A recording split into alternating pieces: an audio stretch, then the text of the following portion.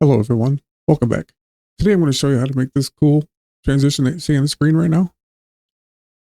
And everything's done right here in the edit page. Good one for beginners. I have two clips on the timeline.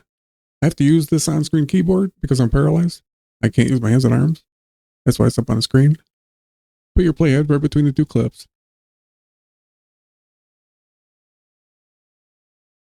If you hold the shift key down and use your forward and backward arrow, it'll jump 1 second every time.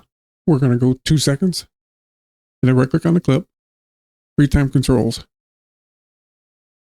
Click the little arrow. Add speed point.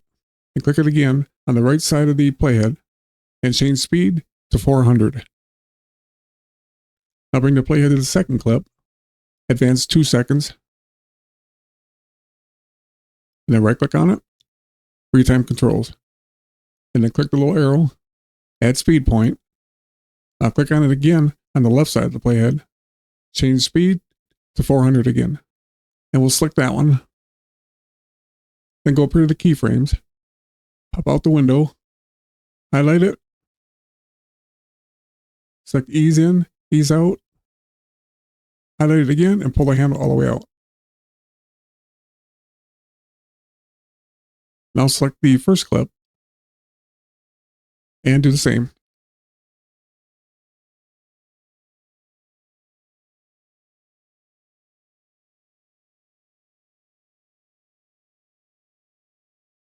And close the keyframe editor.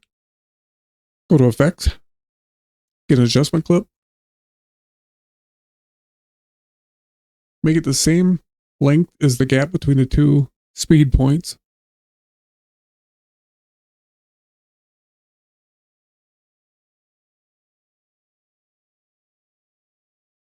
Something like that. We can close both the clips. Grab the handles on the top corners and bring them in so they're both in the middle. Something like that. And then go to Resolve FX. Get Zoom Blur and drop it on the adjustment clip. And if you click on it, I like to set the zoom amount somewhere around 0.7 or 8. But set it to your liking. You can also adjust the center exclusion.